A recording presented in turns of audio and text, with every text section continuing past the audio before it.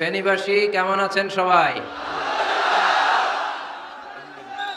আলহামদুলিল্লাহ, আমিও ভালো আছি। এই লাইটগুলো অফ করতে হবে। একবার তো বন্ধ হয়েছিল, আবার চালু হইলো কেন? লাইটগুলো বন্ধ করে দাও। ব্যাস ব্যাস, মাশাআল্লাহ। দেখেছি, সবাইকে দেখেছি দেখেছি।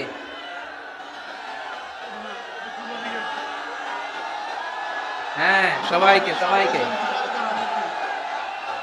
মাশাআল্লাহ মাশাআল্লাহ। হ্যাঁ, দেখেছি। উহিব্বুকা ফিল্লাহ, মিজানুর রহমান আজহারি।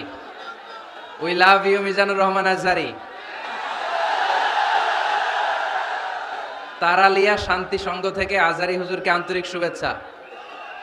আমরা আল্লাহর জন্য আপনাকে ভালোবাসি, মিজানুর রহমান আজহারি। অনেক শ্রোতারা, অনেক দিনী ভাইরা প্লে কার্ড নিয়ে দাঁড়িয়েছে, সবারগুলো দেখাও যাচ্ছে না। সবার জন্য দোয়া আর ভালোবাসা। আমরা ভালোবাসা দিয়ে বিশ্ব জয় করব, ঠিক কিনা? হেরে যাবে ওদের হিংসা আর ষড়যন্ত্র, জিতে যাবে আমাদের ভালোবাসা। আমাদের ভালোবাসাকে হারায় দেওয়ার মতো শক্তি পৃথিবীর কারণেই, চিল্লায় বলো ঠিক কিনা?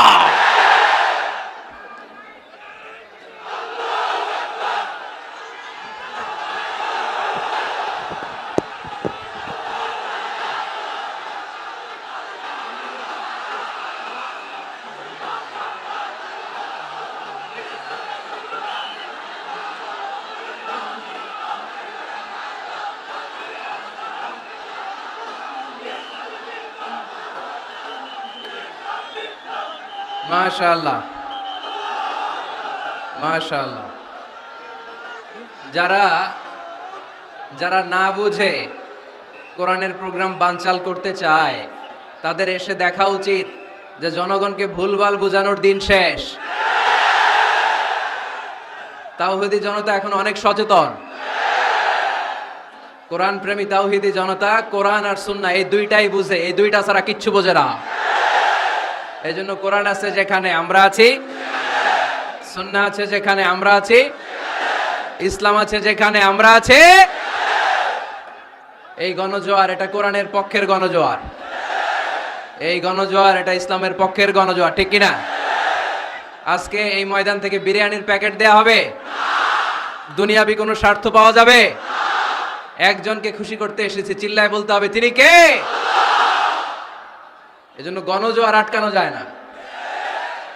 আপনারা বানের পানি যখন ছুটতে শুরু করে দেখছেন আপনারা? ওইটারে আটকানো যায়? আটকাইতে গেলে পানি খালি বাড়তে থাকে, ফুলে ফেপে উপরে উঠতে থাকে। একসময় যারা বাদ দিতে আসে এদেরকে সব ভেঙে মেসাকার করে দেয়। এজন্য যারা কোরআনের মাহফিলকে বানচাল করতে চায় এরা বোঝে নাই, না বুঝে এগুলো করেছে।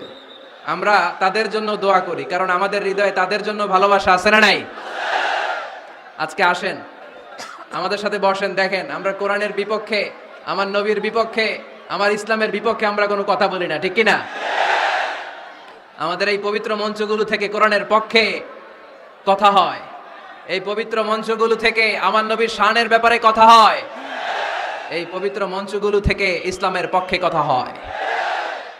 তো যেখানে ইসলামের কথা হয়, কোরআনের কথা হয়, বিশ্বনবী সাল্লাল্লাহু আলাইহি ইসলামের বায়োগ্রাফি নিয়ে কথা হয়, কোনো মুমিন ওই রকম বরকতময় মজলিস বন্ধ করতে পারে?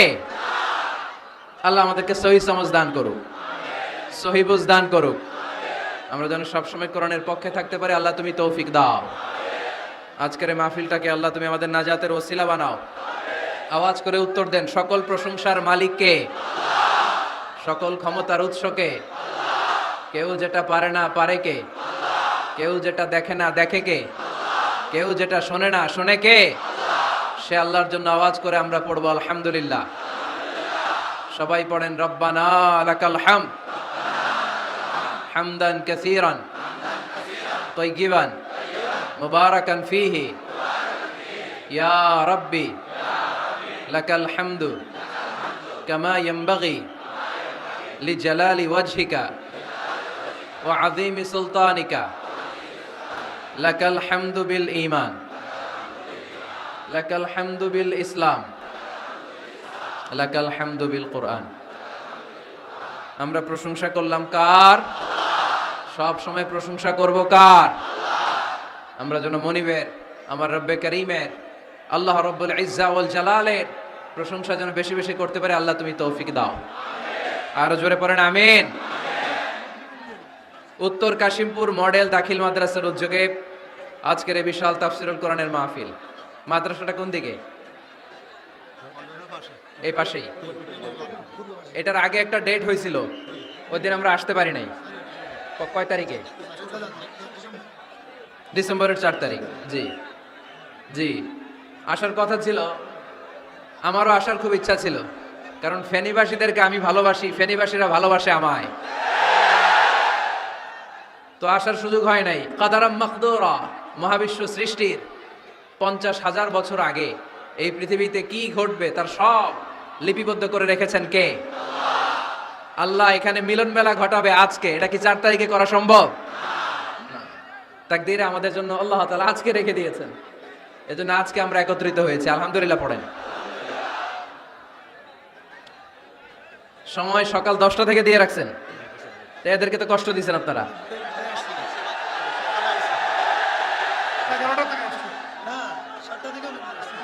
আরে কয়টায় আসছেন? কয়টায়? সকাল 7টায়, কেউ 8টায়। এরা একেবারে 7টার দিকে আসছে। ময়মনসিংহ থেকে ভাড়া করে আনছেন না এদেরকে? হ্যাঁ, ভাড়া করে আনা হয়েছে নাকি? একজনকে খুশি করার জন্য আমরা আসি, চিল্লায় বলতে হবে তিনি কে? আল্লাহ। আমার যে ভাইগুলো এই কষ্ট করে সকাল থেকে বসে আছে, আমরা এই ভাইদের জন্য দোয়া করি আল্লাহ তাআলা আজকের এই মহামিলন মেলাকে কবুল করুক, এই প্রোগ্রামকে আমাদের নাজাতের ওসিলা বানাক। এখানে যেমনি একসাথে বসলাম, জান্নাতেও যেন একসাথে থাকতে পারে আল্লাহ তৌফিক দান করেন। আজকের এই প্রোগ্রামের সম্মানিত প্রধান মেহমান, ফেনীর গণমানুষের জননন্দিত নেতা জনাব নিজামউদ্দিন হাজারী এমপি, মাননীয় সংসদ সদস্য ফেনী 2 আসন। উনি এই প্রোগ্রাম বাস্তবায়নের জন্য অনেক চেষ্টা করেছেন। ওনার স্ত্রী ভাবি অসুস্থ, তাই দেশের বাইরে আছেন। আমরা ওনার জন্য এবং ভাবির জন্য দোয়া করি, আল্লাহ ওনাদেরকে তুমি ইসলামের জন্য কবুল করো। আমাকে রেখেছেন প্রধান মুফাসসির। আমার আগে কথা বলেছেন হযরত মাওলানা অধ্যক্ষ মফিজুল ইসলাম সাহেব, খতিব পদ্মা টেক্সটাইল মিল মসজিদ। হযরত মাওলানা মোহাম্মদ জাকারিয়া, অধ্যক্ষ জিরানহাট ফাজিল ডিগ্রি মাদ্রাসা।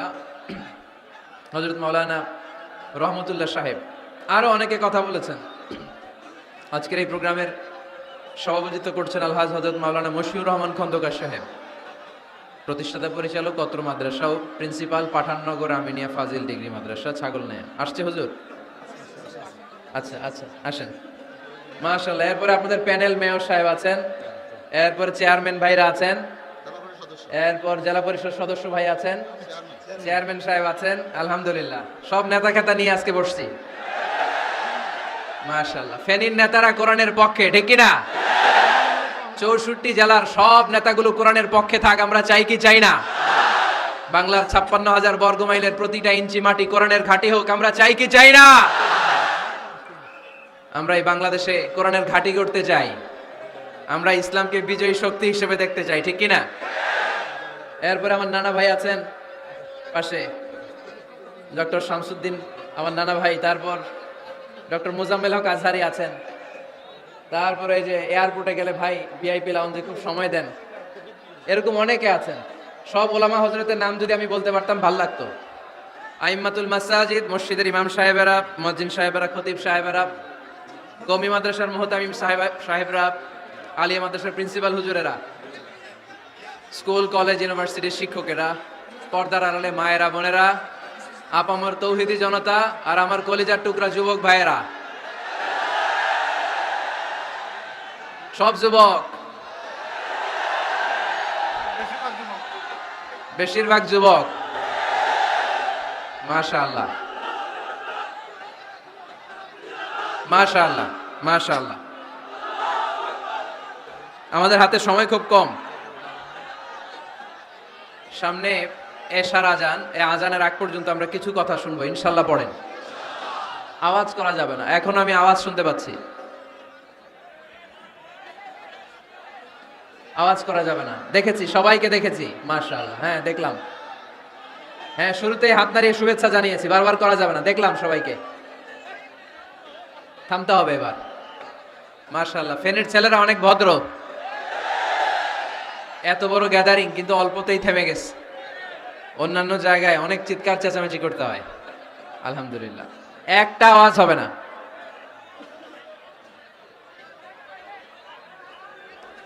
আমি বলেছি একটা আওয়াজ হবে না।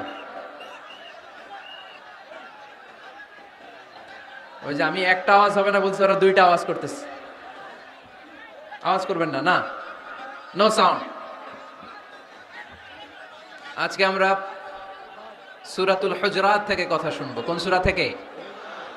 হুজুরাত। সবাই বলেন হুজুরাত। হুজুরাত শব্দটা হুজরা শব্দের প্লুরাল, অর্থ হচ্ছে কামরা। মসজিদে ইমাম সাহেবের হুজরা আছে না নাই? ইমাম সাহেবের কামরা আছে না? আছে। তো আল্লাহ রাসূল সাল্লাল্লাহু আলাইহি সাল্লামের এরকম হুজরাখানা ছিল।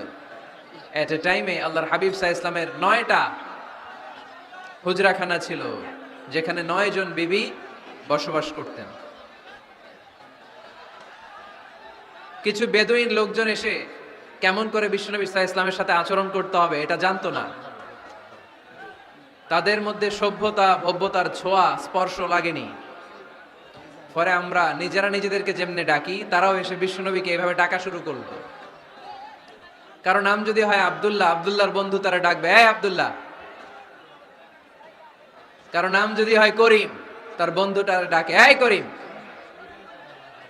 কারো নাম যদি হয় আবু বকর, তার বন্ধুটা ডাকে এই আবু বকর। কিন্তু বিশ্বনবী সাল্লাল্লাহু আলাইহি ইসলামকে কি এই মুহাম্মদ এইভাবে ডাকা যাবে? না, ডাকা যাবে না। যদিও তিনি মানুষ, কিন্তু অসাধারণ মানুষ। যদিও তিনি নবী, তিনি মহানবী। তিনি সব নবীদের নবী, ঠিক কি না? As a father, as a teacher, as a commander, as a lawgiver, as a lawmaker, Muhammad is the superman of the world. সুবহানাল্লাহ পড়েন। আমার নবীর চাইতে শ্রেষ্ঠ কোনো মানুষ গোটা বিশ্বে দ্বিতীয়টা হতে পারে না। আমার নবীর চাইতে দ্য মোস্ট ট্রাস্টওয়ার্দি পার্সোনালিটি, বিশ্বস্ত মানুষ এই পৃথিবীতে হতে পারে না। সে কোন বন্ধু বলো বড় বিশ্বস্ত, সে কোন বন্ধু বলো বেশি বিশ্বস্ত, কার কাছে মন খুলে দেয়া যায়, কার কাছে প্রাণ খুলে দেয়া যায়, হওয়া যায় অতি আশ্বস্ত, তার নাম আহমদ বড় বিশ্বস্ত। সুবহানাল্লাহ পড়েন। আল্লাহ শিখাতে চাইলেন এই বেদুইন লোকেরা সাবধান, যাকে তোমরা ডাকছো তিনি সাধারণ মানুষ নন। তাকে ইয়া মুহাম্মদ উখরুজ ইলাইনা, এ মুহাম্মদ এই ঘর থেকে বের হয়ে আসো, এমন করে বেয়াদবের মতো ডাকা যাবে না। বিশ্বনবী সাল্লাল্লাহু আলাইহি ইসলামকে ডাকতে হবে ইয়া নবী আল্লাহ, ওনাকে ডাকতে হবে ইয়া রাসূল আল্লাহ, ওনাকে ডাকতে হবে ইয়া হাবিব আল্লাহ, ঠিক কি না? শিষ্টাচার শিক্ষা দিলেন। আল্লাহ বুঝাতে চাইলেন তোমরা যদি অপেক্ষা করতে অনেক ভালো হতো। ওয়ালাউ আন্নাহুম সাবারু হাত্তা তাখরুজা ইলাইহিম লাকানা খায়রাল লাহুম। আল্লাহর হাবিব সাল্লাল্লাহু আলাইহি ইসলাম দুপুরের খাবার খেয়ে গড়াগড়ি করছিলেন। আল কাইলুলা, টসিং এন্ড টার্নিং, এপাশ ওপাশ করা। শীতকালে দুপুরের খাবার খেয়ে বিছানায় শুইলে আরাম আছে না নাই? এটাকে কাইলুলা বলে। আল্লাহর হাবিব সাল্লাল্লাহু আলাইহি ইসলাম যখন কাইলুলা করছিল, ঠিক তখন লোকগুলো ডাকতে আরম্ভ করলো ইয়া মুহাম্মদ উখরুজ ইলাইনা, এ মুহাম্মদ আসো। আল্লাহ বললেন খবরদার, আমার নবীকে এইভাবে ডাকা যাবে না, বরঞ্চ আমার নবীকে তোমরা ডাকবে ইয়া নবী আল্লাহ, ইয়া রাসূল আল্লাহ, ইয়া হাবিব আল্লাহ বলে। সুবহানাল্লাহ পড়েন। আল্লাহর হাবিব সাল্লাল্লাহু আলাইহি ইসলাম যতক্ষণ না বের হয়ে আসে তোমাদের অপেক্ষা করা উচিত, সবর করা উচিত। আমরা অনেক সময় সবর করি না। ব্যাপার কি? আওয়াজ আবার বাড়তেছে কেন? এদিকে মাইকম্যান কই? মাইকম্যান এদিকে আসো তো, মাইকম্যান এদিকে আসো, আমার কাছে আসো। ভাই আওয়াজ করবেন না, এই আওয়াজ থামাতে থামাতেই এশার আজান হয়ে যাবে, আমি চলে যাব, আলোচনা শেষ, আমি চলে যাব। উপরে উঠাও একটু, উপরে। এদিকে এদিকে। আমি একটা কথা শুরু করলে এখানে চিৎকার চেঁচামেচি, আমি থামাবো আবার শুরু করলে এটা হয় না। অল্প কয়েক মিনিট, লম্বা চূড়া বক্তব্যের সুযোগও নাই। এশার আজান হবে একটু পরে, একটু উপরে উঠাও। আমি চাই পিন পতন নীরবতা। আরেকটু আরেকটু, ব্যাস। আবার তো নিচে নেমে যাও। আওয়াজ করো না, আওয়াজ করো না ভাই, আওয়াজ করো না।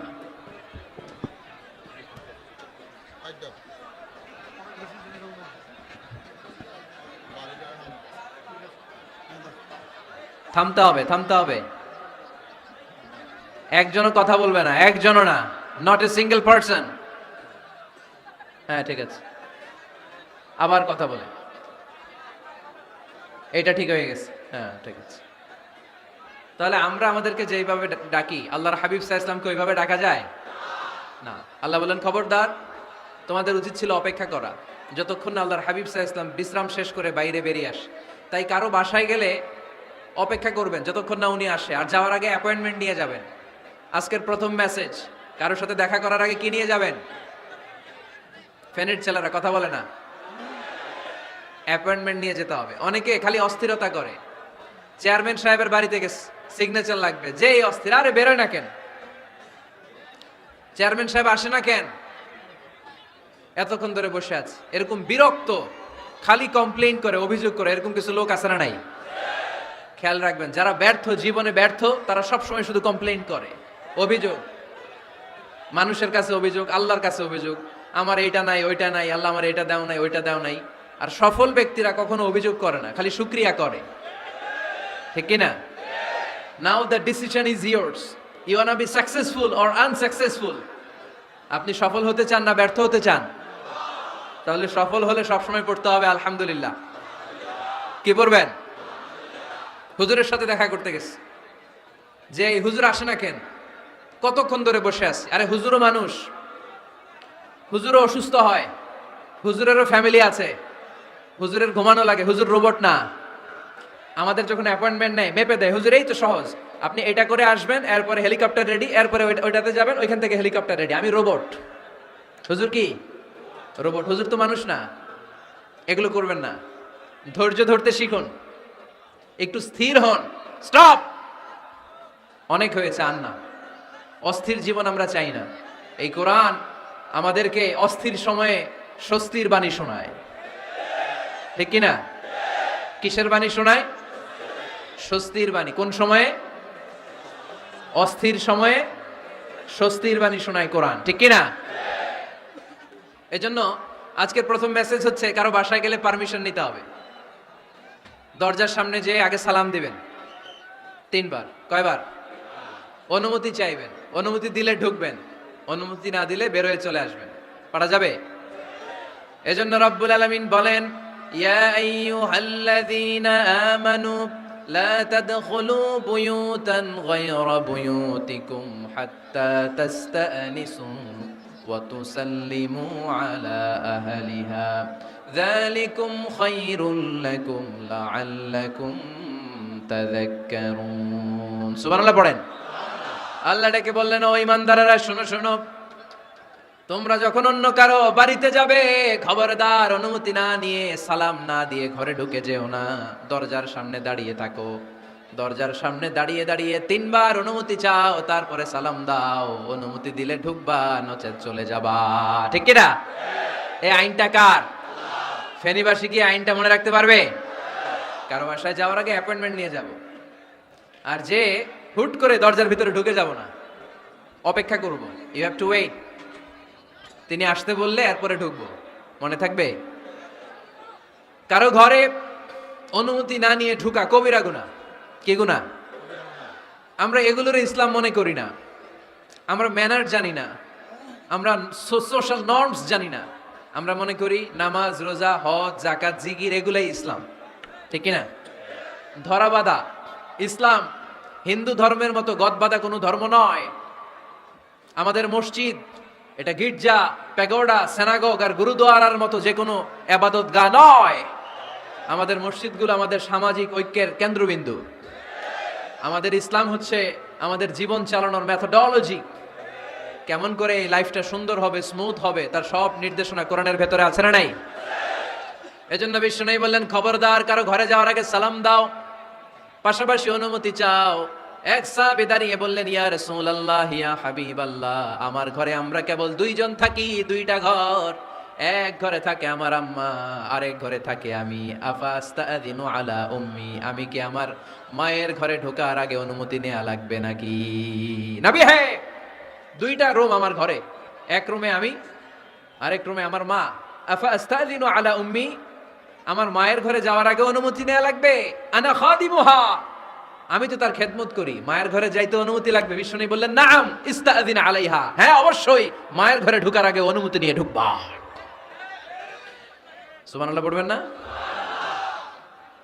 সাহাবী বললেন, ইয়া রাসূলুল্লাহ, তিনি তো আমার মা, অনুমতি লাগবে কেন? বিশ্বনবী বললেন, আতুহিব্বু আন তারাহা উরিয়ানাতান, ও সাহাবী, তুমি কি তোমার মাকে উলঙ্গ দেখতে পছন্দ করো নাকি?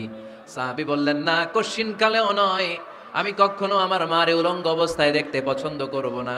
বিশ্বনবী বললেন, তাহলে অবশ্যই অনুমতি নিয়ে ঢুকবা। যদি মারে উলঙ্গ দেখতে মনে না চায় তাহলে ঢুকবা, কারণ ঘরের ভিতরে কে কখন কোন পরিস্থিতিতে থাকে তার কোনো হিসাব আছে?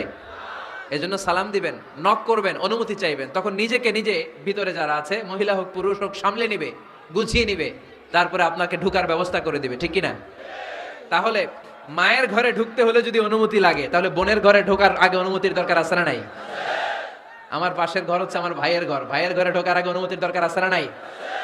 কাজিন, চাচাতো বোন, খালাতো বোন, চাচাতো ভাই, খালাতো ভাই, পাশের ঘরের ভাবি, পাশের বাড়ির মানুষ, এদের ঘরে ঢোকার আগে অনুমতির প্রয়োজন আছে না নাই? খবরদার, খবরদার, এটা কবিরা গুনাহ। This is my first message to the people of Feni tonight. আজ রাতে ফেনীবাসীদের কাছে আমার প্রথম মেসেজ হচ্ছে, কারো ঘরে যাওয়ার আগে অ্যাপয়েন্টমেন্ট নিয়ে যাব, কখন তার সাথে দেখা করব আগে অ্যাপয়েন্টমেন্ট নিয়ে যাব, তারপরে যে দরজার বাইরে দাঁড়িয়ে পারমিশন চাইবো, মানে অনুমতি নিব, তারপরে সালাম দিব, এরপরে ঘরে ঢুকবো। পারা যাবে? ইনশাআল্লাহ পড়তে পারবেন না আওয়াজ করে? আজকে আলোচনার বিষয় হচ্ছে সূরাতুল হুজুরাত। সূরার নাম কি? হুজুরাত। এটা মাদানী সূরা। কি সূরা? এটা কোরআনের 49 নম্বর সূরা। কত নম্বর সূরা? এই সূরায় মোট আয়াত আছে 18টি। কয়টি? এবার আমি প্রশ্ন করব, উত্তর দেন। এই সূরায় মোট আয়াত সংখ্যা কয়টি? 18টি। এটি কোরআনের কততম সূরা? 49তম সূরা। আর সূরাটা মাক্কি সূরা। কি সূরা? মাদানী সূরা। এই সূরাটাকে বলা হয় সামাজিক রীতিনীতির সূরা। সোশ্যাল নর্মস শেখানো হয়েছে এই সূরায়। কেমন করে সমাজের শান্তি শৃঙ্খলার ভারসাম্য অক্ষুণ্ণ থাকবে সে ব্যাপারে এই সূরাতে আল্লাহ তাআলা কিছু দিক নির্দেশনা দিয়েছেন। আমাদের সমাজের ভারসাম্য ঠিক নাই, শান্তি নাই, সুশৃঙ্খলা নাই, শুধু মারামারি, জিঘাংসা, কিলাকিলি, হিংসা, বিদ্বেষ, বিশৃঙ্খলা।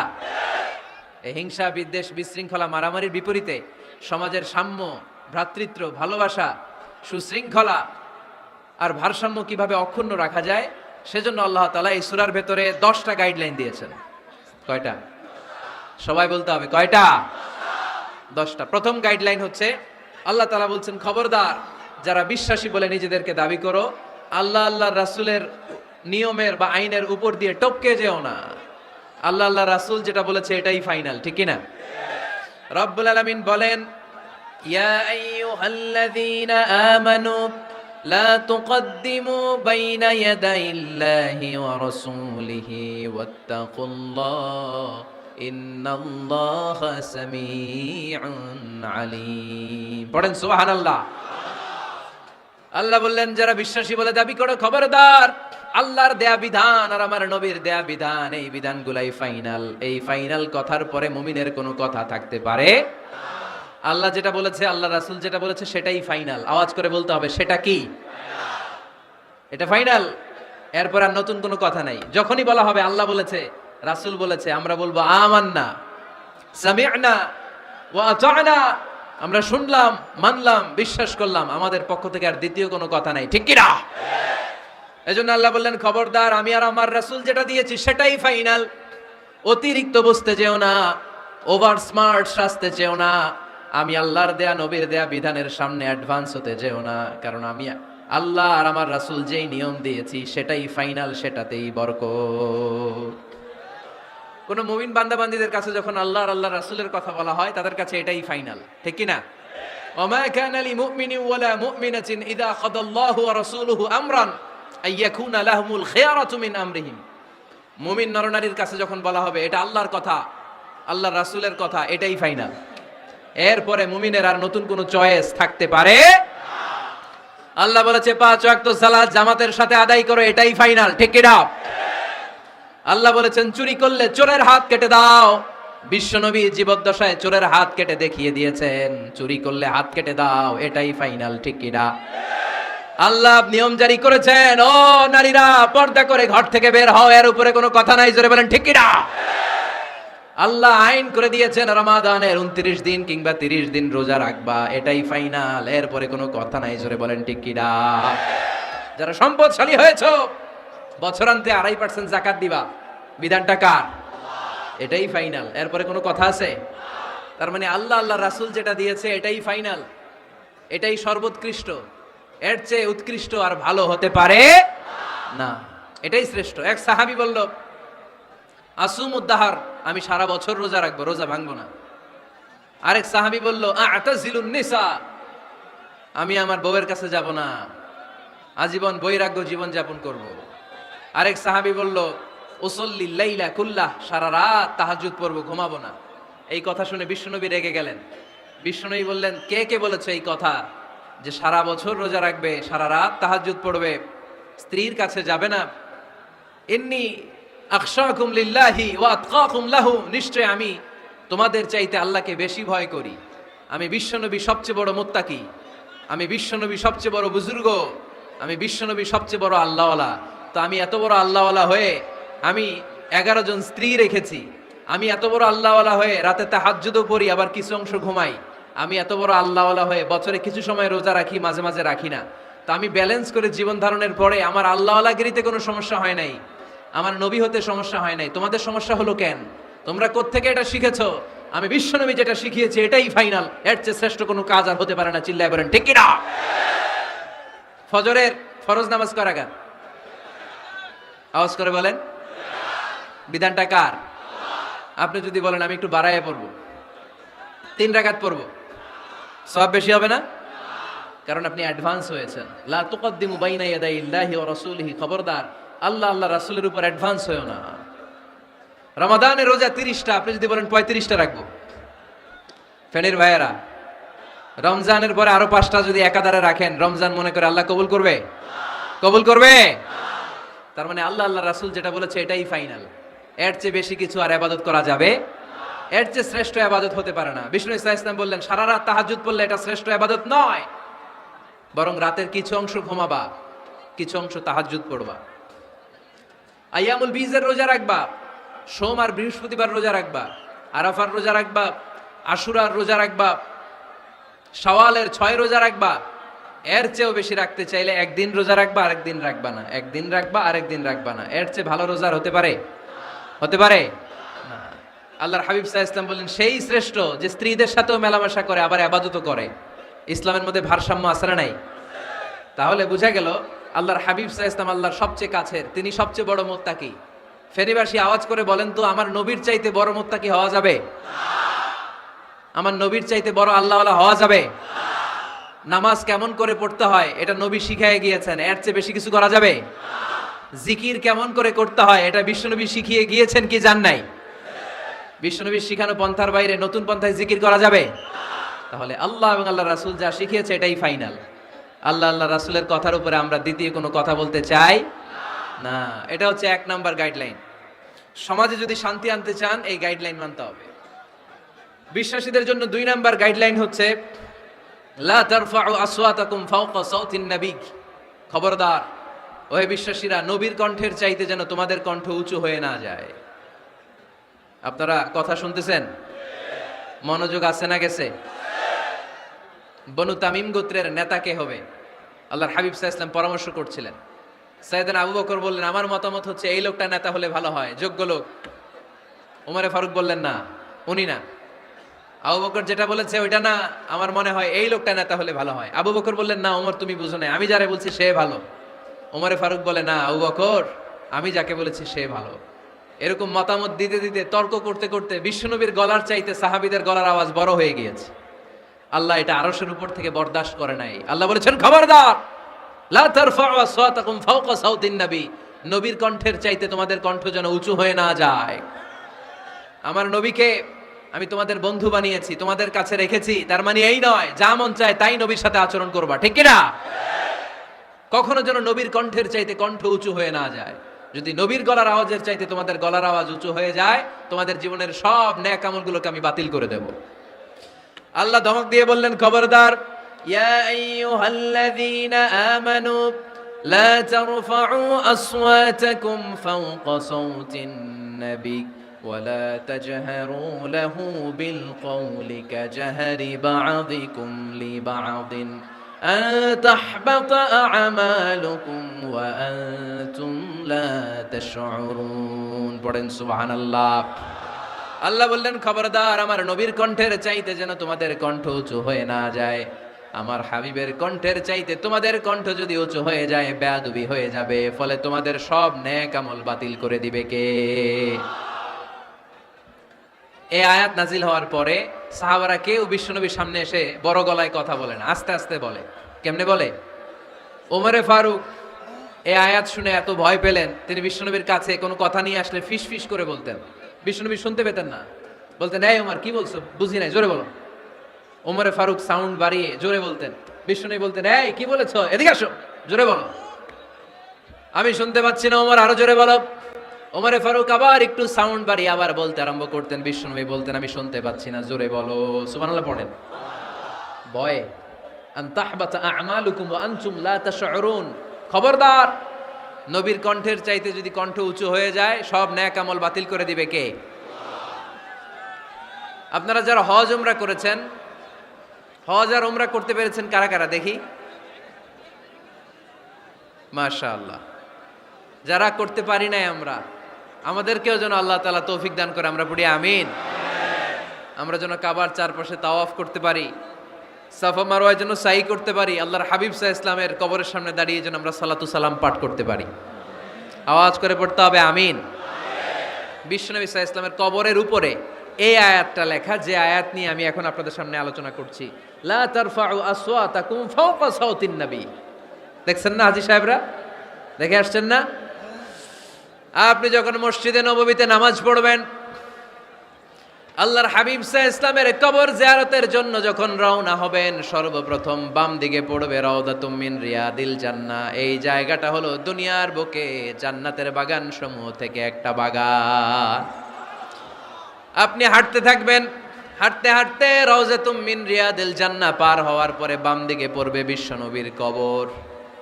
বিশ্বনবীর কবরের সামনে দাঁড়িয়ে কোনো উম্মত সহ্য করতে পারে নাকি? ধৈর্য ধারণ করতে পারে নাকি? আজীবন যেই নবীর কথা শুনলাম, আজীবন যেই নবীর হাদিস চর্চা করলাম, আজীবন যেই নবীর ভালোবাসা হৃদয়ের মধ্যে ধারণ করলাম, ওই নবী নাকি এই জায়গায় শোয়া, ওই নবী নাকি এখানে শুয়ে আছে, এটা কল্পনা করলে কোনো উম্মত ধৈর্য ধারণ করতে পারে? কলিজাটা ছিঁড়ে খান খান হয়ে যায়, চিৎকার দিয়ে নবীরে ডাক দিতে মনে চায়। কিন্তু আল্লাহ বলেছেন, খবরদার, কবরের উপরে এই আয়াতটা লেখা, লা তারফাউ আসওয়াতাকুম ফাওকা সাওতিন নবী, খবরদার, এটা নবীর দরবার, এখানে বড় গলায় চিৎকার চেঁচামেচি করে কোনো আওয়াজ করা যায় না। চিল্লায় বলেন ঠিক কি না? এজন্য আল্লাহ বললেন, লা তারফাউ আসওয়াতাকুম ফাওকা সাওতিন নবী, খবরদার, নবীর কণ্ঠের চাইতে যেন কণ্ঠ উঁচু হয়ে না যায়। এই আয়াতের হুকুম আল্লাহর হাবিব সাল্লাল্লাহু আলাইহি ওয়াসাল্লামের জীবদ্দশা অবস্থায় যেমন ছিল, ঠিক এখনো এটারে বলবৎ রেখেছে কে? তাই ওইখানে আল্লাহর হাবিব সাল্লাল্লাহু আলাইহি ওয়াসাল্লামের কবরের সামনে বুক ফেটে কান্না আসে, আমার নবী, আমার পেয়ারা নবী এখানে, পেয়ারা রাসূল শুয়ে আছে, এটা জেনেও আমি চিৎকার দিতে পারি না, আমি হই হুল্লোড় করতে পারি না, আমি লাফাতে পারি না, আমি শুধু চোখের পানি ছেড়ে আমার নবীরে সালাম পাঠাতে পারি। ঠিক কিনা? এই আয়াতের হুকুম শুধু নবীর ক্ষেত্রেই প্রযোজ্য নয়, আব্বা আম্মার ক্ষেত্রেও প্রযোজ্য। আব্বা আম্মার সামনে দাঁড়িয়ে বড় গলায় কথা বলা যাবে? উস্তাদ আল আসাতেজা যারা আমাদেরকে শিখিয়েছেন, তাদের সামনে বড় গলায় কথা বলা যাবে না। আধ্যাত্মিক গুরু, ইসলামী আন্দোলনের নেতা, ধর্মীয় নেতা, ওনাদের সামনেও চোখ রাঙিয়ে কথা বলা যাবে না। চিল্লায় বলেন ঠিক কিনা? লা তারফাউ আসওয়াতাকুম ফাওকা সাউতিন নবী। আদব নাই সমাজে, আদব নাই, এজন্য এত মহা সমস্যা। তাহলে প্রথম মেসেজ হচ্ছে আল্লাহ আল্লাহর হাবিব যা বলেছেন ওইটাই ফাইনাল, ওইটার উপরে কোনো কথা আছে? দ্বিতীয় মেসেজ হচ্ছে নবীর দরবারে দাঁড়িয়ে বড় গলায় কথা বলা যাবে। 3 নম্বরে আল্লাহ বললেন ইয়া আইয়ুহাল্লাযীনা আমানু ইন জাআকুম ফাসিকুম বিনাবাইন ফাতাবায়ানু। ও বিশ্বাসীরা, ও ঈমানদার বান্দারা, তোমাদের সামনে যদি কোনো পাপাচারী, কোনো ফাসিক যদি কোনো খবর নিয়ে আসে, খবরটা বিশ্বাস করার আগে যাচাই করে নিও। ফাতাবায়ানু ইয়ানি ফাতাসাব্বাতু আন সিহহাতিল খবর, খবরটা সহি কিনা যাচাই করার দরকার আছে না নাই? ইযা জাআকুম ইন জাআকুম ফাসিকুম বিনাবাইন ফাতাবায়ানু। ফেনীবাসী মনোযোগ দিয়ে শুনেন, কেউ যদি কোনো তথ্য নিয়ে আসে, খবর নিয়ে আসে, শুনেই হুট করে বিশ্বাস করা যাবে না। ফেসবুকে প্রায় বিভিন্ন ফেক নিউজ আছে না নাই? রুমর, গুজব আছে না নাই? আমি তখন মালয়েশিয়া, হঠাৎ করে দেখলাম নিউজের মধ্যে অনেকে স্ট্যাটাস দিতে শুরু করেছে যে পেঁয়াজের মতো লবণেরও দাম বেড়ে গেছে। এটা কি সত্য নিউজ না গুজব? জোরে বলেন। গুজব। আসলে কি লবণের দাম বাড়ছিল? বাড়ে নাই, কিন্তু না জেনেই অনেকে শেয়ার দিছে। এজন্য ফেসবুকে কোনো নিউজ যদি আপনি দেখতে পান, শুনতে পান, verify, justify the news whether it's true or wrong. Check, make a cross check and double check regarding the authenticity of the report. এই রিপোর্টটা সঠিক কিনা ভেরিফাই করবেন আগে, তারপরে শেয়ার মারবেন। অনেকে আছে সিলে কান নিয়ে গেছে, শুইনা সিলের পিছনে দৌড়। আগে কি সিলের পিছনে দৌড়াবেন নাকি কানে হাত দিবেন? নিউজ একটা দেখলেই শেয়ার দেয়া যাবে? কি করবেন? যাচাই করবেন। You have to cross check, you have to justify the news, you have to verify the news. আমরা প্রায় নিউজ একটা দেখলেই শেয়ার দেই। হয়তো একটা ভুল নিউজ আপনি শেয়ার দিয়েছেন, এই ভুল নিউজের কারণে পুরো সমাজের মধ্যে গোলমাল, এর দায়ভার আপনার কাঁধেই বর্তাবে। আওয়াজ করে বলেন ঠিক কিনা? এই ভুয়া নিউজগুলোতে আমাদের খুব আগ্রহ।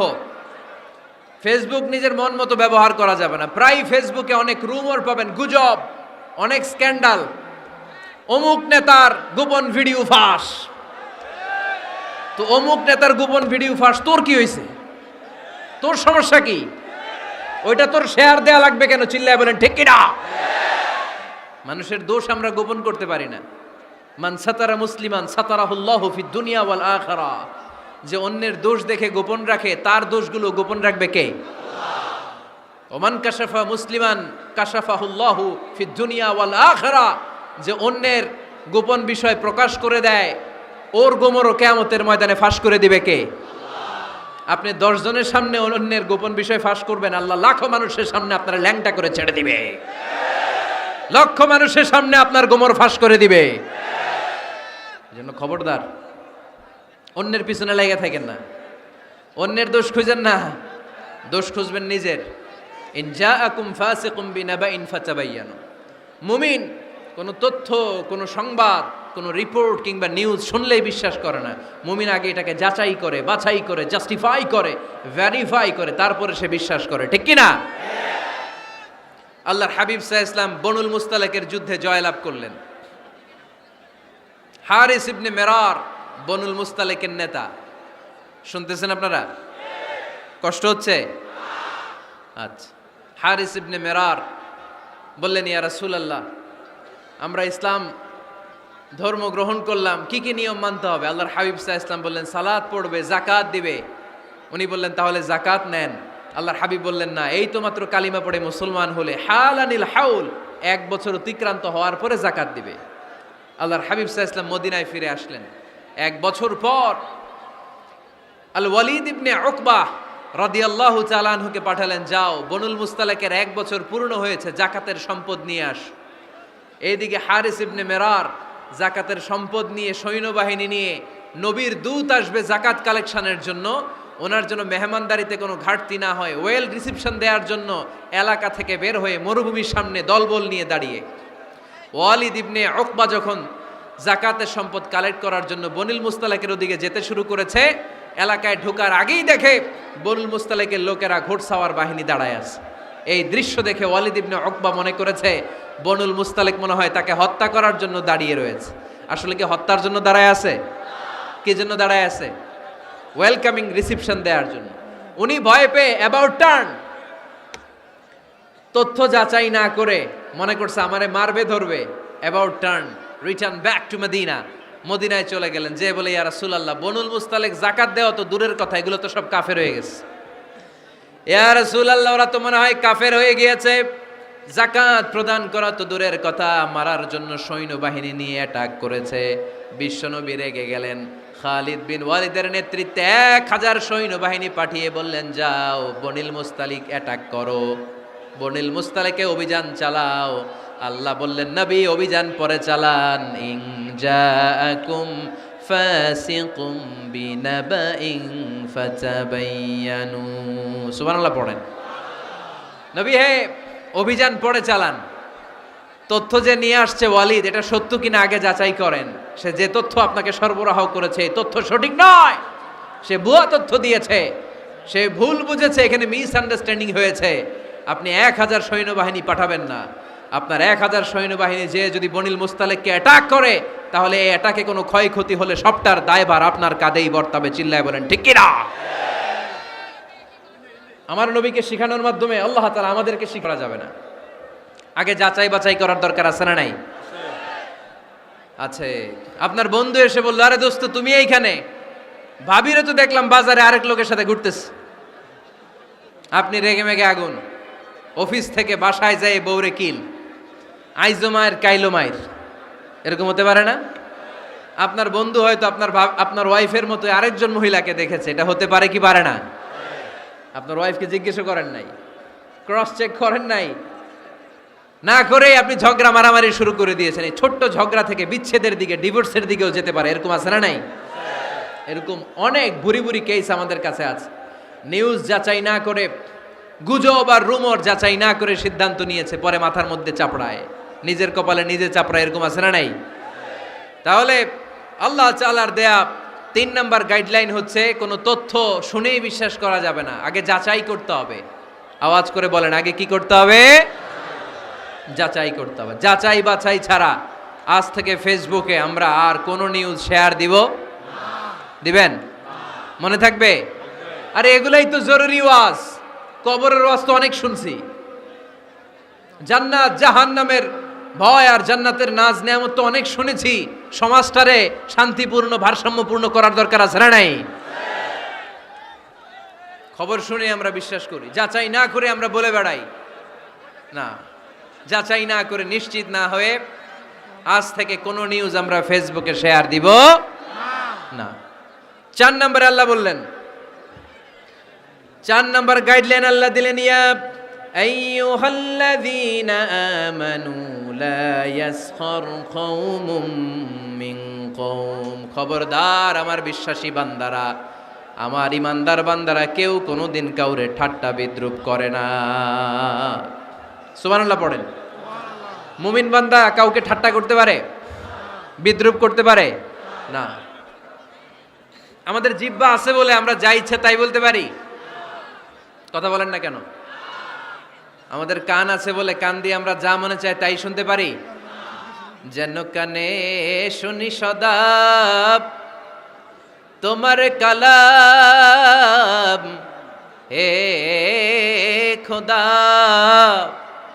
চোখে যেন দেখি শুধু কোরআনের আয়াত। শোনো আমার মুনাজাত, শোনো শোনো ইয়া ইলাহি আমার মুনাজাত, শোনো আমার মুনাজাত। সবাই আওয়াজ করে পড়েন আমিন। লা ইয়াসখার কওমুন মিন কওম। মুমিন বান্দা কখনো অন্য কাউকে ঠাট্টা করবে না। আমার কোনো ভাই মনে কষ্ট পায়, এরকম কোনো ঠাট্টা বিদ্রুপ খোঁচা মেরে পোক মেরে কথা বলা যাবে না। না, এটা তার চেহারা নিয়ে না, তার পেশা নিয়ে না, তার বংশ নিয়ে না, তার পরিবার নিয়ে না। তার বাবা চুরি করেছে, আমি কি বলতে পারবো তুই চোরের ঘরের চোর?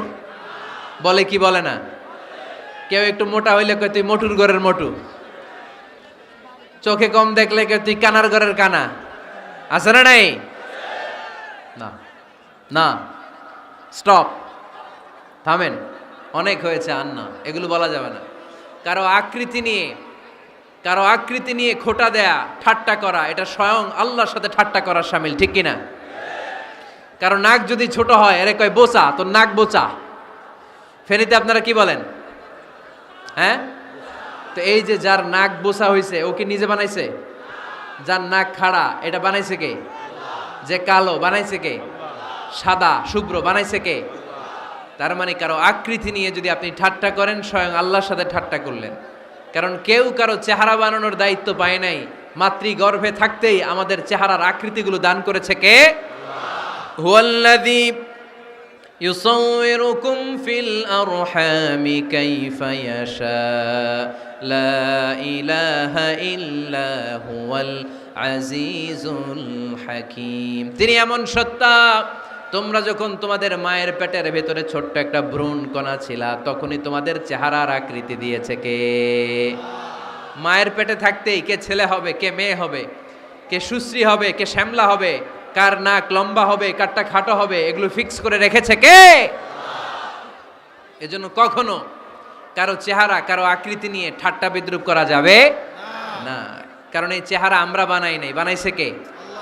প্রত্যেককে যদি আল্লাহ তাআলা প্রত্যেকের নিজের চেহারা ডিজাইন দেওয়ার সুযোগ দিত, তাহলে আমরা আমাদের চেহারা কি এরকম বানাইতাম? কি করতাম?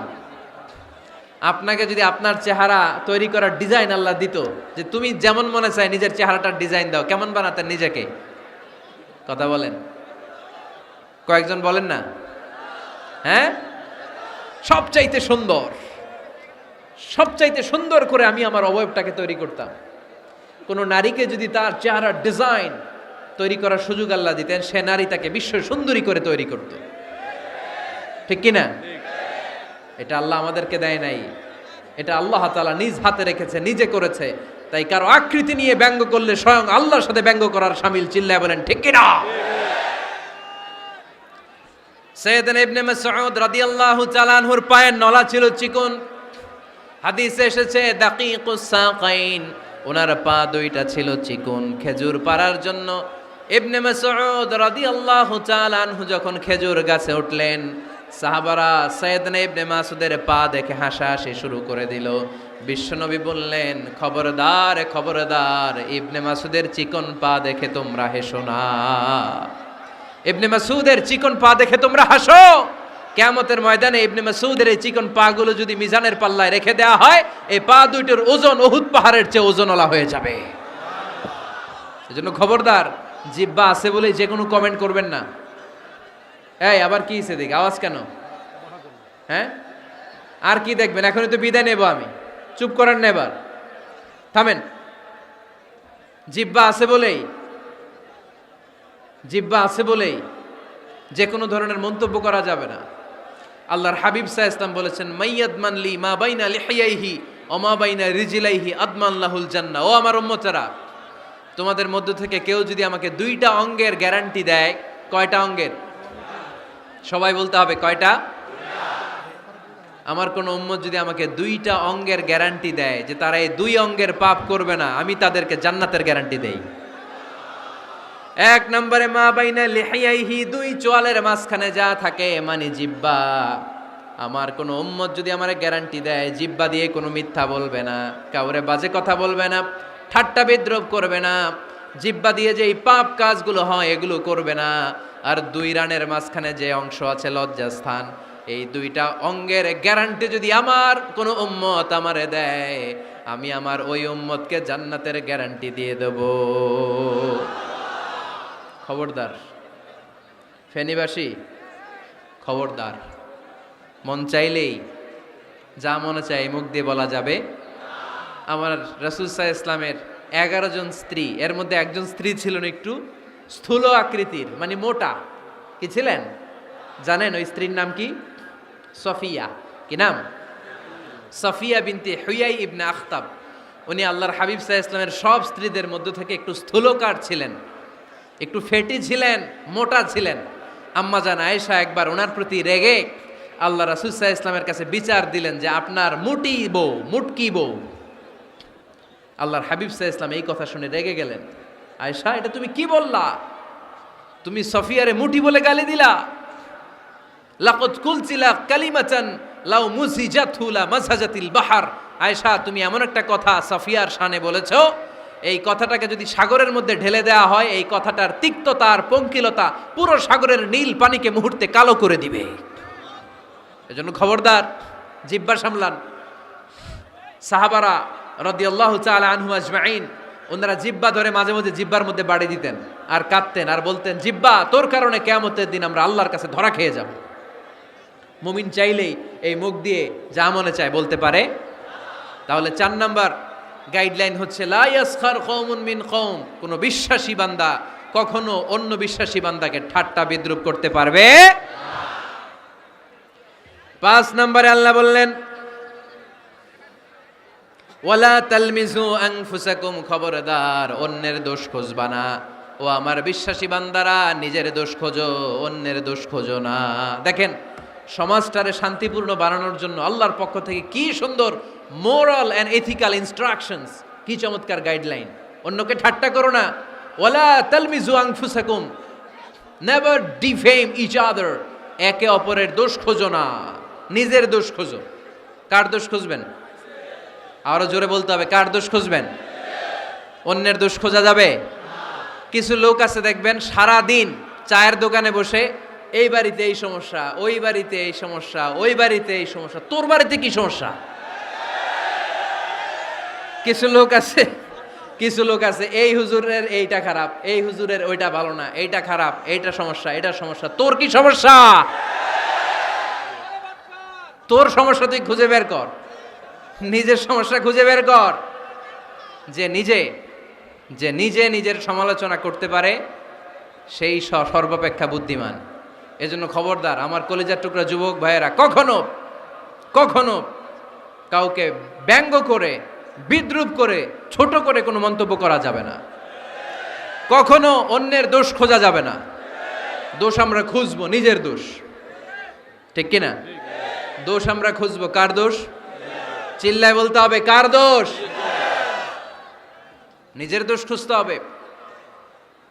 যারা নিচু মনের মানুষ, এরা মানুষের দোষ নিয়ে কথা বলে। Small people talk about people, average people talk about things and stories, and great people talk about ideas. যারা নিচু মনের মানুষ, এরা মানুষের দোষ নিয়ে কথা বলে। যারা মাঝারি ধরনের মানুষ, এরা এলাকার ঘটনা বিভিন্ন বিষয় নিয়ে কথা বলে। আর যারা বড় মনের মানুষ, এরা আইডিয়া নিয়ে কথা বলে। তারা তাদের আইডিয়াকে কাজে লাগিয়ে সমাজটারে পাল্টে দিতে চায়। যুগ জামানা পাল্টে দিতে চাই না অনেকজন, এক মানুষই আনতে পারে জাতির জাগরণ।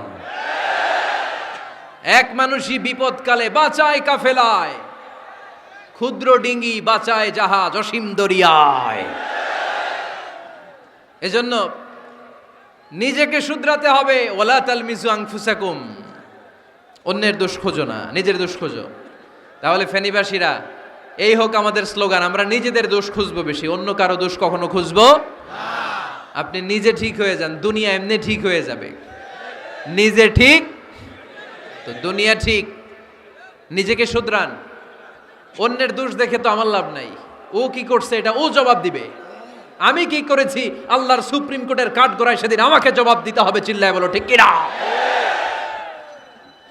এজন্য অন্যের দোষ যেন আমরা না খুঁজি, নিজেকে যেন পরিবর্তন করি। পরিবর্তন করতে রাজি আছি তো সবাই?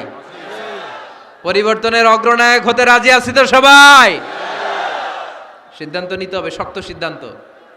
দাঁড়াতে হবে, সৈনিকের মতো দাঁড়াতে হবে, ঠিক কিনা? আধারে ভয় পেও না, আলো আছে আড়ালে, অন্ধকার পালিয়ে যাবে তুমি উঠে দাঁড়ালে। নিজেকে দাঁড়াতে হবে, নিজের সাথে নিজের শক্ত বোঝাপড়া করতে হবে। অন্যের দোষ খোঁজার সময় আমাদের নাই। চিল্লায় বলো ঠিক কিনা? দোষ খোঁজা যাবে না, নিজের দোষ নিজের আমরা খুঁজবো। বসেন বসেন। কি ঢুকছে এখানে? হ্যাঁ, কারেন্টে শক করছে। সাপ, সাপ ও আওয়াজ শুনতে আসে।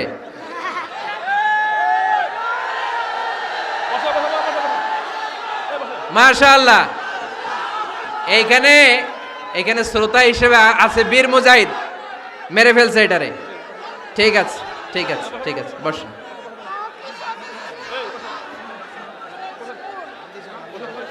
এখনো কথা বাকি, বসেন। একটা আওয়াজ হবে না, একটা আওয়াজ হবে না। আবার আওয়াজ হয় এখানে। তাহলে ফেনীর ভাইয়েরা অন্যের দোষ খুঁজবে না, নিজের দোষ খোঁজা যাবে?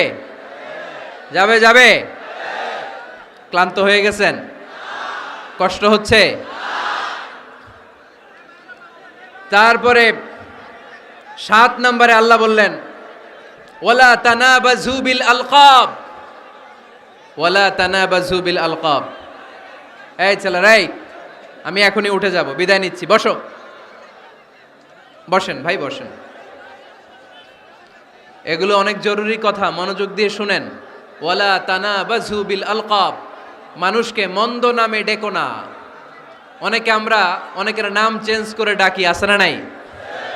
না, আমার কলিজার টুকরা ফেনীর ভাইয়েরা, আজ থেকে কখনো কারোর নাম চেঞ্জ করে আমরা ডাকবো না। যে নামে তাকে ডাকলে সে খুশি, আমরা ওই নামে ডাকবো, পারবো তো? কারণ প্রত্যেকের নামটা প্রত্যেকের কাছে বড্ড দামি, প্রত্যেকের নামটা প্রত্যেকের কাছে বড্ড প্রিয়। আপনার নাম কি? লিটন ভাই, মাউল হক লিটন ভাই। আপনার কাছে মনে হইতে পারে আরে লিটন একটা নাম হইলো, এ তো কত আছে আমাদের এলাকায়। না, এলাকায় অনেক আছে ঠিক, কিন্তু লিটন ভাইয়ের কাছে লিটন নামটা খুব আদরের, যত্নের, ঠিক কি না? আমার নাম কি? আমার নাম মিজান। আরে মিজান একটা নাম হইলো নাকি? কত নাম আছে মিজান, এলাকার চিপাই পয়রাস। এটা ঠিক, অনেক নাম আছে মিজান নামে, কিন্তু যেহেতু এটা আমার নাম, আমার কাছে এই নামটা বড় দরদের, বড় যত্নের, বড় আদরের। কারণ এই নামটা আমার পরিচয় বহন করে। ভাইয়ের নাম কি? স্বপন। স্বপন ভাই এলাকায় অনেক আছে না?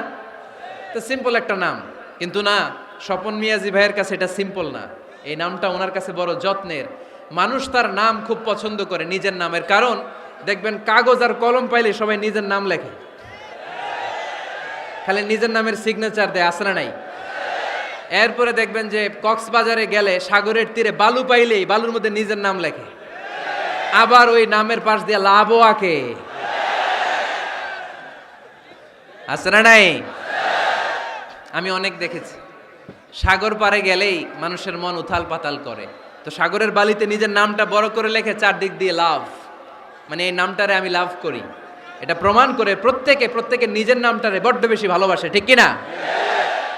এজন্য ফেনীর সোনার টুকরারা, খবরদার বন্ধুরা, নিজেরা যেন একে অপরকে এমন নামে না ডাকি যে নাম শুনলে সে কষ্ট পায়।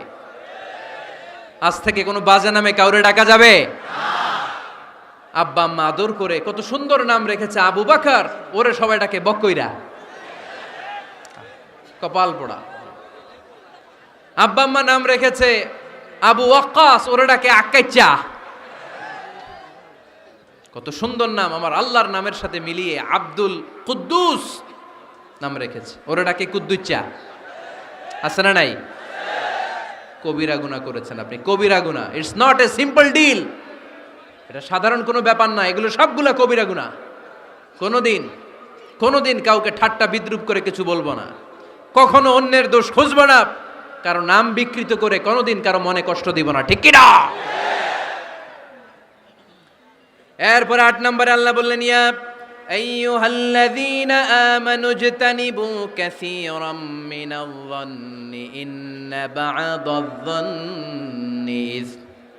অবিশ্বাসীরা খবরদার, অনুমান আন্দাজ নির্ভর কোনো কথা বলবে না, যেটা বলবে নিশ্চিত হয়ে বলবে। কার কথা? অনুমান নির্ভর কোনো কথা, আন্দাজ নির্ভর কোনো কথা কোনো মুমিন বলতে পারে? আমার কথা বোঝা যায়? হ্যাঁ ফেনীবাসী, কথা বোঝা যায়? ফেনী না হেনি? হ্যাঁ, আর বাড়ি হেনি? আইসাই রেনি রেনি। আপনারা কি ডাকেন, ফেনি না হেনি? ফেনি। মাশাআল্লাহ মাশাআল্লাহ, খুব সচেতন ফেনিবাস। দেখছেন দেখছেন, আপনাদের জেলা নিয়ে কিছু বললে খারাপ লাগে না? লাগে। তো নোয়াখাইলা করে গালি দিয়েন না, চিটাঙ্গরে গালি দিয়েন না, কুমিল্লাবাসীদেরকে গালি দিয়েন না। আমার 64 জেলায় সুজলা সুফলা শস্য শ্যামলা, ঠিক কিনা? 64 জেলা নিয়ে আমার এই বাংলাদেশ। প্রত্যেক জেলায় আমাদের সৌন্দর্য আছে না নাই? এক এক জেলার ভাষার সাথে আরেক জেলার ভাষার কোনো মিল। সিলেটে ছিল আমার গতকাল মাহফিল, তা আমি জিজ্ঞেস করছি, ভাই সাহেব খিতা খররা, আপনারা বালা আসুননি? তো মহা খুশি, কারণ ওদের ভাষায় কথা বলেছি, ওরা ওদের ভাষাটারে বড্ড ভালোবাসে। আমরা প্রত্যেকে আমাদের প্রত্যেকের জেলাটারে বড্ড পছন্দ করি, ঠিক কিনা? এই যে তানিবু কাসীরাম মিনাজ-যান, আন্দাজ অনুমান নির্ভর কথা মুমিন কখনো বলতে পারে। এজন্য আল্লাহর হাবিব বললেন, ইয়াকুম ওয়াজ-যান ফাইন্নাজ-যান্না কাযাবুল হাদিস, খবরদার তোমাদের উচিত আন্দাজ অনুমান নির্ভর কথা থেকে বেঁচে থাকা, কেননা অনুমান করে কথা বললে পাপ হয়। অনুমান করে কথা বললে কি হয়? আজকে থেকে আমার ফেনীর সোনার টুকরারা অনুমান করে আন্দাজে কোনো কথা বলবো আমরা? বলবো না। ধারণা করে কিছু বলবো না, আর ধারণা করলেও ভালো ধারণা করব। কি ধারণা? রাস্তা দুইটা, একটা পজিটিভ আর একটা নেগেটিভ। মুমিন পজিটিভ ধারণা করে, মুমিন কখনো নেগেটিভ ধারণা করে না। তাহলে কোন দিকে যাব, পজিটিভ না নেগেটিভ? আওয়াজ করে, পজিটিভ না নেগেটিভ? যারা মুনাফিক এরা ইয়াত্তাবিউনা ইল্লা যান ওয়া ইন্না যান্না লা ইউগনি মিনাল হাক্কি শাইআ। যারা মুনাফিক এরা আন্দাজ অনুমান নির্ভর মানুষের ব্যাপারে কথা বলে, আর আন্দাজ অনুমান কখনো সত্যের বিকল্প হতে পারে না। আন্দাজ অনুমান কখনো সত্যের বিকল্প হতে পারে? এজন্য দৃষ্টিভঙ্গি বদলান, জীবনকে বদলায় দিবে কে? আমরা কখনো কোনো নেগেটিভ কথা বলবো না, অলওয়েজ পজিটিভ। অলওয়েজ কি? এই যে আমার হাতে কি দেখা যায়? পানির বোতল, তাই না? এখানে অর্ধেক পানি ভরাস। কাউকে যদি প্রশ্ন করি, ভাই কি দেখতে পাচ্ছেন, একদল বলবে এখানে অর্ধেক বোতল খালি দেখা যায়। উত্তরটা সঠিক, আসলে বোতলের অর্ধেক খালি। আবার এদিকে আরেকজনকে বললাম, ভাই এখানে কি দেখা যায়, বলবে হুজুর বোতলের অর্ধেক পানি ভরা। এটাও সঠিক উত্তর। প্রথমটা ছিল নেগেটিভ উত্তর, দ্বিতীয়টা পজিটিভ উত্তর, ঠিক কি না?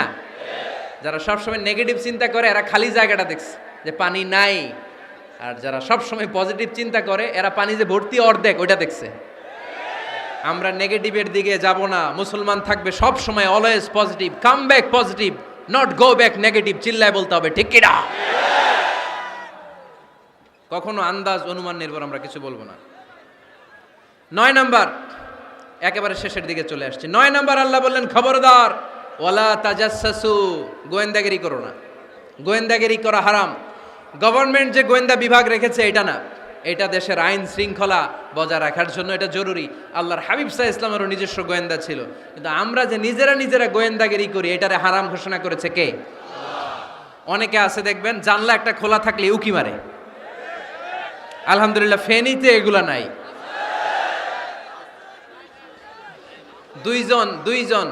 দুইজন ওদিকে কি যেন বলতেছে, উনি আড়ি পেতে কথা শুনে, আছে না নাই? ছিদ্র একটা থাকলে উকি মারে, আছে না নাই? খবরদার ওয়ালা তাজাসসু, গোয়েন্দাগিরি করো না।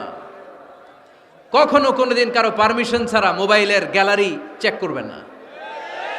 কখনো কারো পারমিশন ছাড়া তার ফেসবুকের মেসেঞ্জারে কে কার সাথে চ্যাটিং করেছে এটা করা যাবে না।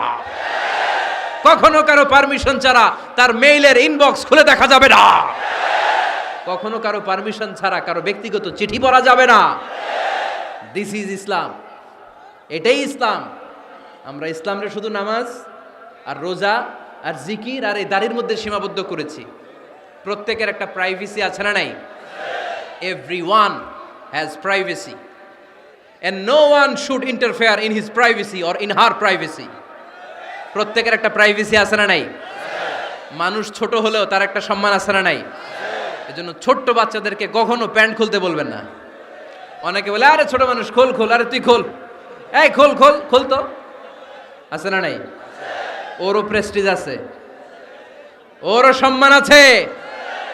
খবরদার, Everyone has a personal space and no one should interfere someone's personal space. কারো পার্সোনাল স্পেসে যেন আমরা নাক না গলাই। অনেকের বদ স্বভাব ফ্যামিলি ম্যাটার নিয়ে, প্রাইভেট ম্যাটার নিয়ে কথা বলে। ভাই কি চাকরি করেন? সরকারি না বেসরকারি? সরকারি। বেতন কত? উনার বেতন কত? এটা দিয়ে আপনার কি লাভ? ঠিক কি না? মানুষ একটা দেখলে ভাই বয়স কত, ভাই বেতন কত, ফার্স্ট ইমপ্রেশনে, ফার্স্ট যখন আপনি কারোর সাথে দেখা করবেন বেতন কত, বয়স কত, এগুলো জিজ্ঞেস করা যাবে? কেউ যখন কারো ঘনিষ্ঠ হয়, বন্ধুতে রূপান্তরিত হয়, তখন এই কথাগুলো। কিন্তু শুরুতেই প্রাইভেট ম্যাটার নিয়ে, পার্সোনাল ম্যাটার নিয়ে খোঁচাখুচি করা যাবে ওয়ালা তাজাসসু, গোয়েন্দাগিরি করো না। গোয়েন্দাগিরি করাকে হারাম ঘোষণা করেছে কে? শেষ কথা বলি, 10 নম্বরে আল্লাহ বললেন, 10 নম্বরে রব্বুল আলামিন বললেন ওয়ালা ইয়াগতাব বা'দুকুম বা'দা আইয়ুহিব্বু আহাদুকুম আইয়াকুলা লাহমা আখিহি মাইতান ফাকারিহতুম। খবরদার কেউ কারো গীবত করো না। কি করো না? গীবত করো না। এই উঠতেছে কে? বসেন, এখনই কথা শেষ হবে, একসাথে উঠবো। বসেন,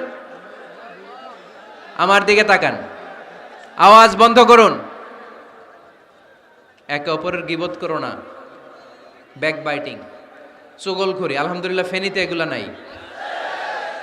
আহা, চায়ের দোকানে বসে এর কথা ওর কানে, ওর কথা ওর কানে বইলা সমাজ একটা গিরিঙ্গি লাগায়। আছে না নাই? আল্লাহর হাবিব বললেন আতাদরুনা মাল গীবা, গীবত কারে বলে জানো নাকি? সাহাবীরা বললেন আল্লাহু ওয়া রাসূলুহু আ'লামু, আল্লাহ আল্লাহর রাসূল ভালো জানেন। বিশ্বনবী বললেন যিকরুকা আখাকা বিমা ইয়াকরাহু, তোমার কোনো ভাইয়ের অনুপস্থিতিতে তার ব্যাপারে এমন কোনো কথা বলা যেই কথা শুনলে সে মনে কষ্ট পাবে। গীবত কারে বলে বুঝছেন? আপনার ভাইয়ের অনুপস্থিতিতে আপনার ভাইয়ের ব্যাপারে এমন কোনো কথা বললেন যেটা শুনলে সে মনে কষ্ট পাবে। এক সাহাবী বললেন আফারাইতা ইন কানা ফি আখি মা আকুল, নবী আমি আমার ভাইয়ের ব্যাপারে যেটা বলছি এটা যদি সত্যিই হয়, তার মধ্যে যদি আসলেই এই সমস্যা থাকে, তাইলে? আল্লাহর হাবিব বললেন আরে তাইলেই তো গীবত। আর যদি তোমার ভাইয়ের মধ্যে এই দোষ না থাকে, বানায়ে বলো, তাহলে এটা গীবত না, গীবতের চেয়ে ভয়ঙ্কর। ফাকাত বাহাত্তাহু, এটার নাম বহতান আর মিথ্যা অপবাদ। চিল্লায় বলেন ঠিক কি না? কোন মুমিন গীবত করতে পারে? গীবত করার মৃত ভাইয়ের পচা গোশত খাওয়ার সমান। কোন মুমিন কখনো গীবত করতে পারে? এখন হালাল পন্থায় গীবত চলে আমাদের দেশে। কিভাবে জানেন?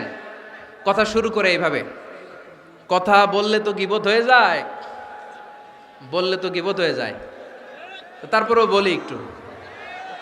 আছে না নাই? হালাল পন্থায় গীবত কি কমু ভাইজান, বললে তো গীবত হয়ে যায়। হালাল করতেছে এটা, হালাল হালাল হালাল না, বললে যদি গীবত হয়ে যায় তো বলবেন কেন? থামেন। কোন মুমিন কখনো গীবত করতে পারে? মেরাজের রাতে আল্লাহর হাবিব সাল্লাল্লাহু আলাইহি ওয়াসাল্লাম দেখলেন কিছু লোক লাহুম আযফারুন মিন নুহাস, তামার আগুন দিয়ে নখ বানানো, নখর ধারালো, ইয়াখদাশুনা বিহি উজুহাহুম ওয়া সুদুরাহুম, তারা তাদের নখ দিয়ে জাহান্নামে নিজের গালের গোশতগুলো, বুকের গোশতগুলো ছিঁড়ে ছিঁড়ে খাচ্ছে। আর তাদের ব্যথা যন্ত্রণা দেখে পুরো জাহান্নামের অন্য লোকরা থারথার করে কাঁপছে। আল্লাহর হাবিব বললেন ইয়া জিবরিল মানহুম মান হাউলা, এরা কারা? সাইয়েদনা জিবরিল বললেন হুম আহলুল গীবাতি মিন উম্মাতিক, এরা আপনার উম্মতের মধ্যে চায়ের দোকানে বসে বসে যারা গীবত করেছিল তারা। এজন্য কোন মুমিন গীবত করতে পারবে না। অন্যের গীবত আমরা করব না। দোষ খুঁজলে নিজের দোষ খুঁজবো। এই 10টা গাইডলাইন এই ফেনী জেলায় যদি কালকে থেকে ইমপ্লিমেন্ট হয়, আপনাদের কি মনে হয় ফেনীর কোনো এলাকাতে, কোনো থানাতে মারামারি, বিশৃঙ্খলা এগুলো থাকবে? থাকবে? সব শেষে আল্লাহ তাআলা আমাদেরকে ঐক্যবদ্ধ হওয়ার কথা বললেন। আল্লাহ 5 বার বিশ্বাসীদেরকে ডাক দিলেন, 6ঠবারে আল্লাহ দুনিয়ার সবাইরে ডাক দিলেন, আস্তিক নাস্তিক হিন্দু বৌদ্ধ এদেরকে ডেকে আল্লাহ শেষ করলেন। শেষ কথা শুনতে মনে চায়? এতক্ষণ আল্লাহ বলছে ইয়া আইয়ুহাল্লাযীনা আমানু, এর মানে কি? ওহে ঈমানদারগণ। এবার আল্লাহ ডাক দিছে ইয়া আইয়ুহান নাস। এবার আল্লাহ কি বলে ডাক দিছে? আওয়াজ করে বলতে হবে, কি বলে? এবার আল্লাহ বললেন ইয়া আইয়ুহান নাসু ইন্না খালাকনাকুম মিন যাকারিন ওয়া উনসা وجعلناكم شعوبا وقبائل لتعارفوا إن أكرمكم عند الله أتقاكم পড়েন সুবহানাল্লাহ। আল্লাহ ডেকে বললেন ইন্না খালাকনাকুম মিন যাকারিন ওয়া উনসা, ও বিশ্বাসীরা, এটা বলে ডাকে নাই, ও মানব সকল, নিশ্চয় আমি তোমাদেরকে এক নারী আর এক পুরুষ থেকে তৈরি করেছি। ওই পুরুষের নাম কি? ফেনীবাসী আওয়াজ করে বলেন আদম আলাইহিস সালাম। আর ওই নারীটার নাম কি? এই দুইজন থেকে গোটা পৃথিবী। তার মানে আসলে আমরা সব এক। আসলে কি? সব এক। নাস্তিকও আমার ভাই, হিন্দুও আমার ভাই, বৌদ্ধ খ্রিস্টানটাও আমার ভাই। ভ্রাতৃত্ব তিন ধরনের। একটা হচ্ছে মায়ের পেটের ভাই, এটাকে আরবিতে বলে আল উখুয়া আন নাসাবিয়্যা, মায়ের পেটের ভাই, উনি আমার মায়ের পেটের ভাই। আরেকটা আছে আল উখুয়া দ্বীনিয়া, দ্বীনি ভাই। এই যে আমরা সবাই এখানে একে অপরের কি ভাই? দ্বীনি ভাই। তিন নম্বরে হচ্ছে আল উখুয়া আল ইনসানিয়া, মানবতার দিক থেকে ভাই। সে দৃষ্টিকোণ থেকে হিন্দু আমার ভাই, বৌদ্ধ আমার ভাই, কারণ সেও মানুষ আমিও মানুষ। আমাদের সবার বাবার নাম কি? কথা কয় না? আদম আলাইহিস সালাম। সবার মায়ের নাম কি? দেখছেন, আমরা সবাই এক, সবাই এক। বিভেদের প্রাচীর আর বৃত্ত আমরা বানিয়েছি। ইসলাম ধর্ম, বর্ণ, জাতীয়তাবাদ এগুলোর বাইরে যে এক বিশাল ব্রড মাইন্ডেড রিলিজিয়ন, যেখানে আলাদা আলাদা বৃত্ত টানে নাই। আমরা ধর্ম, বর্ণ, ভাষা, জাতীয়তা এগুলোকে সামনে এনে আলাদা আলাদা পরিচয়ের বৃত্ত বানিয়েছি। আমরা বানিয়েছি শ্বেতাঙ্গ আর কৃষ্ণাঙ্গের পার্থক্য। আমরা করেছি আরব অনারবের বিভাজন। আমরা করেছি ব্রাহ্মণ আর শূদ্রের জাত প্রথা। ইসলামে কোনো জাত প্রথা নাই, শ্বেতাঙ্গ কৃষ্ণাঙ্গের পার্থক্য নাই, প্রেসিডেন্ট কুলিওয়ালা ঠেলাওয়ালার কোনো পার্থক্য আল্লাহর সামনে নাই। চিল্লায় বলো ঠিক কিনা? যার প্রমাণ, প্রেসিডেন্ট যখন নামাজে দাঁড়ায় তার পাশে রিকশাওয়ালাও নামাজে দাঁড়ায়, তার পাশে শিক্ষকও নামাজে দাঁড়ায়, তার পাশে ব্যবসায়ী ভাই নামাজে দাঁড়ায়, তার পাশে ছোট্ট ছেলেটাও নামাজে দাঁড়ায়। আল্লাহর সামনে গোটা সব বিশ্বের মানুষগুলোরে এক কাতারে দাঁড় করিয়ে দিয়েছে কে? কোনো পার্থক্য নাই। এই পার্থক্য, বিভেদের প্রাচীর আমরা ভেঙেছি। এই বিভেদের প্রাচীরকে ভেঙে গুড়িয়ে দিতে হবে। আমরা মানুষকে মানুষ হিসেবে কনসিডার করি না। দেখলেই বলি কোন দল করেন, দেখলেই বলি কোন পীরের মুরিদ, দেখলেই বলি কোন দল করেন। না না, সবার আগে পরিচয় হচ্ছে আমরা সবাই মানুষ। বাবার নাম আদম, মায়ের নাম হাওয়া। আর আমাদের মধ্যে সবচেয়ে বড় পরিচয় হচ্ছে আমরা মুসলিম। এখানে আমি মুসলিম ছাড়া আর কাউকে দেখতে পাচ্ছি না। সব মুসলিম। আমার কাছে পীরের মুরিদ নাই, তাবলিগের ভাই নাই, জামাত ইসলাম নাই, শাসনতন্ত্র নাই, ঐক্যজোট নাই, বিএনপি নাই, আওয়ামী লীগ নাই, কিচ্ছু নাই। আমি বুঝি মুসলমান। আমরা একে অপরের মুসলমান বলে কনসিডার করতে চাই না তো, খালি পিস পিস করি, টুকরা টুকরা করে দেশটারে শেষ করে দিলাম। আমাদের প্রভু কয়জন? নবী কয়জন? কোরআন কয়টা? কিন্তু আমাদের মধ্যে বিভাজন। আমরা কি বিভাজন চাই নাকি ঐক্য চাই? আমাদের প্রভু এক, এক নবীর উম্মত, জীবন বিধানে কই শিবানী কোরআন। তবে কেন এক নও হে মুসলমান, এক হও করিয়া আহ্বান। পড়েন আমিন।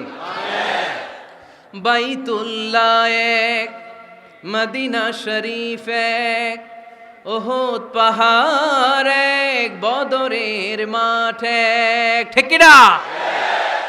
একটা তো জীবন আর মরণ যে একটাই, একের সাথে মিলে মিশে একটাই প্রাণ। তবে কেন এক নও হে মুসলমান, এক হও করিয়া আহ্বান। পড়েন আমিন। বিভেদের প্রাচীর আর দেয়ালকে ভেঙে দেওয়ার জন্য এই যুবক ছেলেগুলাই যথেষ্ট, ঠিক কিনা? আমার বাংলাদেশকে মাদক মুক্ত করার জন্য, ইফটিজিং মুক্ত করার জন্য, সুদ মুক্ত করার জন্য, যৌতুক মুক্ত করার জন্য আমার ফেনীর কলিজার টুকরা যুবকেরাই যথেষ্ট।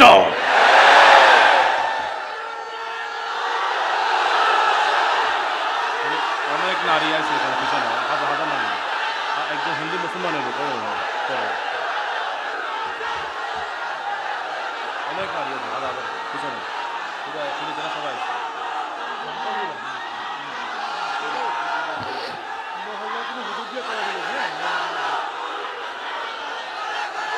মাশাআল্লাহ, মাশাআল্লাহ, মাশাআল্লাহ। আমরা আসলে বিভেদের প্রাচীর তৈরি করতে চাই না। ঐক্যের কথা শুনলে আমাদের সবচেয়ে বড় পরিচয় মুসলিম, এটা শুনলেই আপনাদের মধ্যে যে উচ্ছ্বাস আর উদ্দীপনা, এটাই প্রমাণ করে ভেদাভেদ কখনো জনগণ চায় না। মুসলিম তৌহিদি জনতার হৃদয়ের ভেতরে ভেদাভেদ নাই, হিংসা নাই, বিদ্বেষ নাই। আমাদের আসল পুঁজি ভালোবাসা। আমাদের আসল পুঁজি কি? এই ভালোবাসা দিয়ে আমরা বিশ্ব জয় করতে চাই, ঠিক কিনা? পারা যাবে মুসলমান? আর যে 10টা গাইডলাইন, 10টা মেসেজ আজকে শেয়ার করলাম, এগুলো মানা যাবে তো? অনেক বোনেরা এসেছে, আমার বোনেরা, আমি তো দেখতে পাচ্ছি একেবারে ওই রাস্তা পর্যন্ত, এইদিকে অনেক পেছন পর্যন্ত, এইদিকে অনেক ভাইরা, বিশাল জনসমুদ্রের আজকের এই আয়োজন। স্কুল মাঠ পুরোটাতে মহিলারা বসেছে। নারীদের জন্য একটাই কথা, 5 ওয়াক্ত সালাত জামাতের সাথে পড়বেন, রমাদানের রোজা রাখবেন, নিজের লজ্জাস্থানের হেফাজত করবেন, স্বামীর আনুগত্য করবেন। এই 4টা কাজ কোনো নারী করলে ওই নারীর জন্য 8টা জান্নাতের দরজা খুলে দিবে কে? আমাদের বোনগুলোকে আল্লাহ তুমি কবুল করো। আমার কলিজার টুকরা ফেনীর যুবক ছেলেদেরকে আল্লাহ তুমি সাইয়েদনা উমরে ফারুকের মতো কবুল করো, সাইয়েদনা হামজার মতো তুমি কবুল করো, খাব্বাব খুবাইবের মতো ইসলামের বীর সেনানী হিসেবে কবুল করে নাও। আজকের প্রোগ্রামের জন্য যারা কষ্ট করেছে আল্লাহ তুমি এই প্রোগ্রামটারে আমাদের নাজাতের ওসিলা বানাও। আপনারা সবাই ভালো থাকবেন, সুস্থ থাকবেন, সুন্দর থাকবেন। ঐক্যের আহ্বান জানিয়ে এখানেই শেষ করছি। সংক্ষিপ্ত দোয়া হবে, একসাথে দোয়া করে বিদায় নিব। আল্লাহুম্মা আমিন।